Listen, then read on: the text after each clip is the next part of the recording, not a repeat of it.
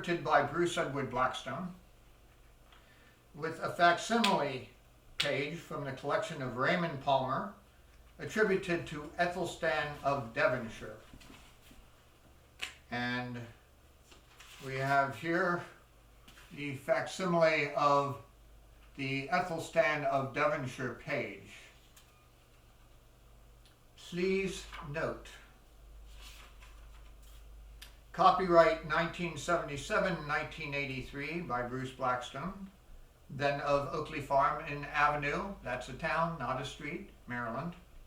All rights reserved. No parts of the publication may be reproduced or transmitted in any form by any person, electronic or mechanical, including but not limited to photocopy, recording, or any information storage and retrieval system without permission in writing from the author. Center Publishing, 504 Ethan Allen Avenue, back when they lived in Tacoma Park, Maryland. First American edition, this paperback edition, and no other, has been published for the express purpose of providing a small profit to the author and publishers. Those who believe in courtesy to impoverished living authors will purchase this book and none other until we unload the stack. Alan Senta. Beowabbit was translated from a recently discovered runic document that was conveniently burned thereafter. Unfortunately, the damage had been done since the translation had been mostly saved from the well-intentioned arsonist. We begin. What? We quarterstaffs? We be not. We be men of tribe of Boxjutes, who with whale-oft white-wide wunderquain, tribe unmanly and not nice. Who with Falkenstaffa's noble North tribe, ganged up on gannets, much great tribute from them took, oft at spear point. Anyway, the quiet quarterstaffs had great thane, Hog-rower named. He would sneak up, pillage village when the warriors not at home. Women and children killed with courtesy. Burnt he mead hall, killed off cattle. Took he everything of value, smashed he what he could not steal. He was good king, best of men. So with plunders from his neighbors and other junk that he stored up, had him built finest mead hall, with horny roof, called it harlot. Gold adorned mud-chinked mead hall, slightly sloshed and sort of snookered, floor with fallen bodies a-littered. Noble retainers with smiling faces lay among the upturned mead cups. Wildly wenched the wondrous warriors, wilfully wanton and not nice. Scope a sang flat in horny beer hall, sang of elder days when all men were plagued by giants and the demons and large pink elephants just last night. Sang he hoarse and plunked on jaw harp, of the many wild orgies, when great were-goat wenches 90 in but one night he exhausted, while on the side he consumed 14 gallons of weak mead, mostly water, not too potent, 7 gallons of stale ale, and 1/2 of a roast ox. And when dawn with burning sunlight showed upon the great debaucher, he but belched and scratched his belly. Then he thundered off to breakfast. Men stood still to hear the scope tell tales off color and off key. Sighed they for such mighty prowess, worshipped they the royal stag. So were moved the men of harlot, knew they not what had awoken. Woke they Gumball, fiend most foul, sat in barrow, cleaning toenails with his great sword, night and day. Though he was, from such bad singing, sleepless through the many hours, boisterous Vikings to all hours raising hell more than they knew, still he did not make his vengeance known to men in horny harlot. He was good fiend, strong of arm, fierce of countenance, ugly of face, him sent by God, scourge of God, come to clean up debauched hall. Wild women, many maidens, in the mead hall, drinking mead, beery wenches on weary benches. Then one night, high moon rising, burst he in like Carrie Nation, burst the barrels, crushed the mead cups, broke the jaw harp and the scope's jaw, not to mention the scope's skull. He one nasty party pooper.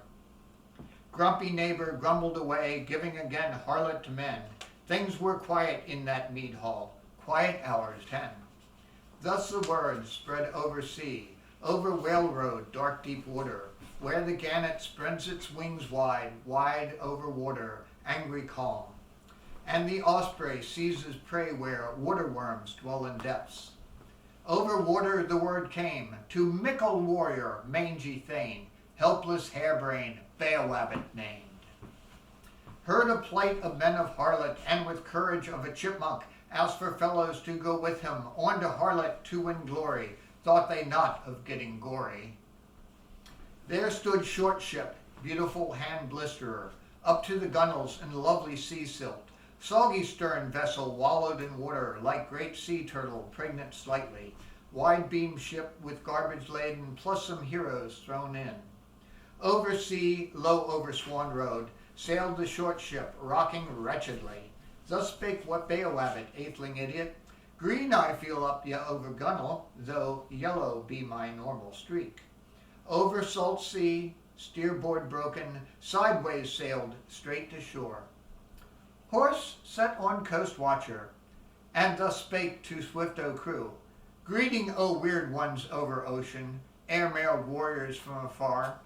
State your mission from whence to where. Many years I've kept the coast watch, wretched windstorms, wild whitecaps, soaring waves or searing sun, that I've seen my eyes grow aged. But in all the years I've guarded, seldom has such an incompetent crew come for conquest or for trading. State your mission, long-eared men. Alas, we are but mendicant exterminators, Mathlota Beowabbit, long-eared atheling.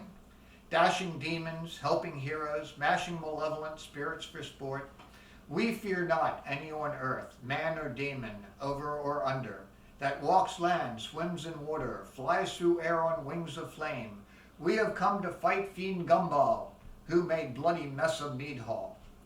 And with that, he shoved Coast Watcher over back of a companion, who was kneeling right behind him looking for his contact lenses, near the cliff high over seashore, where an anchor broke his fall. Came at last to horny harlot, mighty Beowabbit, Wiggleaxe Thane. Met he Hoggrower, Meadhall's master, and over mead, and much more mead, and a few horns extra, and 10 for the road, and 2 for good luck, and 1 to grow on. He told Hoggrower, boorish boozer, of his prowess and his plans, how he slayed dead 70 serpents, great green garter snakes hissing hellishly. Thus spake Uncouth, who was under Hoggrower's heel, official footstool. They aren't you the Beowabbit, who with Thumper swam in contest, sloppily sloshed in salt sea scum, and quoth Thumper, my gum, you're dumb. Beowabbit spoke in language limpid of the story as it happened, how he swam out with great Thumper 9 days, 9 nights over salt sea, struggled silent with sea serpents. Who ate Thumper when I shoved him in the water after race? 'Twas then that mighty Wiggleaxe Thane neatly spitted poor old Uncouth. Before he made him spill more beans, he spilled Uncouth with his sword. Hoggrower was deprived of footstool, but had passed out long ago, nor was he slightly smashed. Harlot's master, the boar man mighty. Then the thanes staggered home, those who could. Those who couldn't clustered benches as the men. The harebrain's companions went outside to keep watch and await Gumball, who came in stealth, feet of darkness, as the mist rose like gray mountains, off the fens and through the valley, in damp darkness, feet of hell fiend made no noise upon the moorlands. Up to harlots, up to doorway, taloned fingers off its bindings ripped the door. The gaping portal stood now open, gaping mouth of hell fiend entered. Beowabbit then took mighty weapons, finest of axes shining brightly, chopped up Meadhall, touched not Gumball. Clumsily staggered axe-wielding Beowabbit, wielding atheling, struck out blindly. He there clawed at all things moving, save for Gumball, who laid low. Morning came with sunlight nasty, showed on gore-splashed, messy Meadhall. Bits and pieces, 30 retainers, touched not by Gumball, great fen-stomper, who had skipped out while he could. Then quoth Beowabbit, atheling idiot, Though I may have wrecked thy mead hall, splashed retainers all about it, yet I drove out nasty Gumball. Spake then hog grower, thane of quarterstaffs, I shall give thee, bare hair's son, much great ring which you deserve. Iron slave collar around thy neck is weight for messing mead hall, not to mention my retainers, whom thou spreadest o'er my hall. Now well I know why yours elected to stay on outside while you're inside. Now I'll give thee one more chance. Go to Fenland's marsh-hold lovely, where the wind blows not with harshness, and the warm breeze smells of sea. Go and find there strong fiend Gumball, and his mother great in mere. Here, inky cat prints, obscure text. Came to Fen. There stood Beowabbit, bare hair's son, limp of wrist, knocked of knees, clawed at reeds along the bank, as retainers up him lifted, tossed him screaming into mere. Boldly floundered Blackistone, fearlessly flailed in feverish fury. Fen birds fled from foul fiend as he came to watch commotion. Laughed then Gumball, munching retainer, as Beowabbit struggled ashore. Retainers, one fewer, feverishly fled, furtively fled. Beowabbit contemplated departing dust. Turned to hell fiend, who had back turned, drew out bright sword, struck full blow, with axe bearded, clove at neck, picked up rock 3 horse heavy, hurled hard on skull of Gumball, yelled at him 4-letter Celtic. Around turned Gumball, spied he Beowabbit, saw in sunlight loose leaf scale armor, glinting livid in setting sun.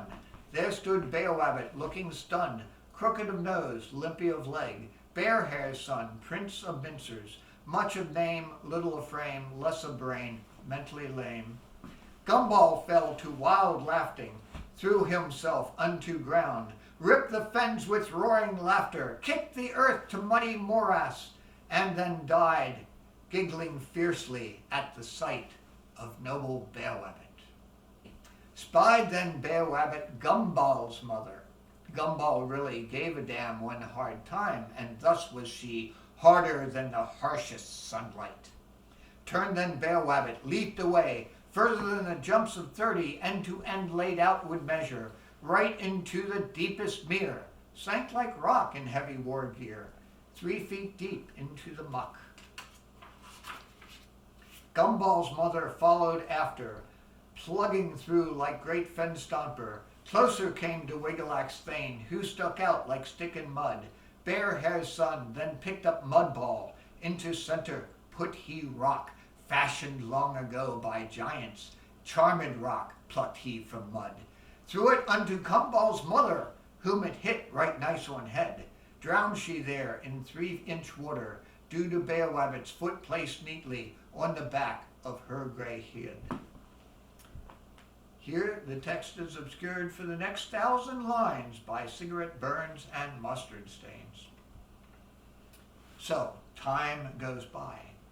Then a thane or slave or something found a mead cup in a barrow, showed it to the elder Beowabbit, who snatched it for his very own.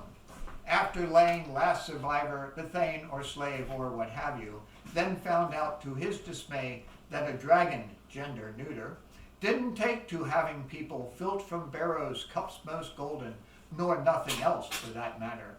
Wenistan was that dragon called, glinting scales of many color, flew he through the gentle darkness, burning here and there some dwelling. Wenistan smoked well like fiend from hell. Had then Beowabbit shield of balsa made to do the dragon battle, nor his advisers from this course the headstrong harebrain wisely sway. Then he gathered 12 retainers, Blackistone, for this battle. Slightly senile, sort of stewed, staggered forth with his retainers, out to do the drier fire-drake battle on the headlands near the salt sea.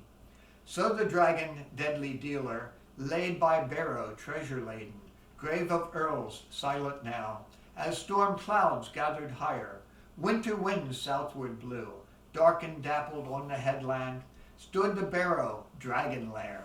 Then came Beowabbit from hare lair. with his sword and shield of balsam, and retainers, wretches retching, racked with fears and flushed with fealty, foolishly followed hopeless harebrain, to the dragon by the barrow, sleeping soundly, snorting, sniffing, snuggled slightly next to Barrow.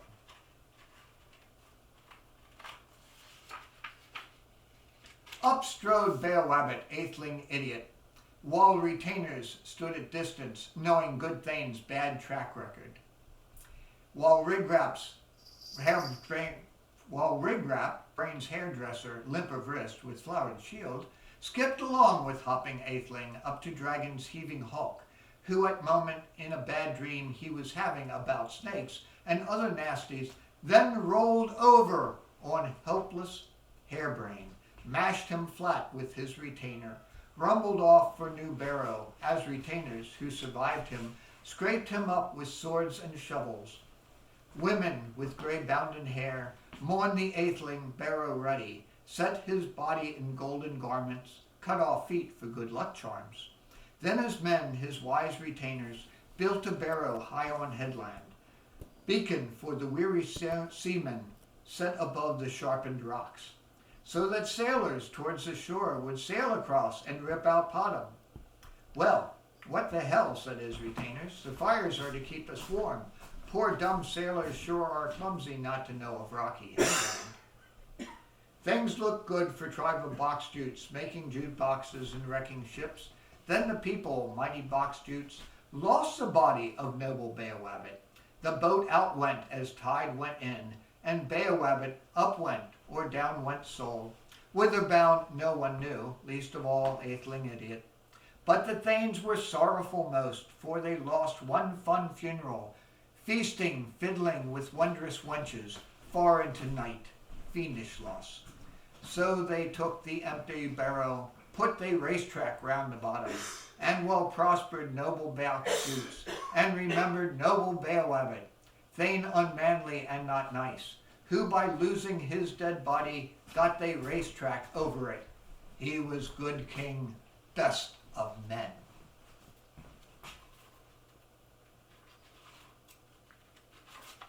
The Alan Senta edition is copiously footnoted and contains an amazing genealogy also. We are contemplating republishing it in the near future. Stay tuned and we'll see what happens. Thank you for your time. I hope it wasn't totally wasted, but I certainly enjoyed it. And I will now close the luxury rabbit-bound edition that Mr. Senta gave to me. It's small, it's furry, and it's warm. Thank you. Good day, good night, and be careful out there among them English.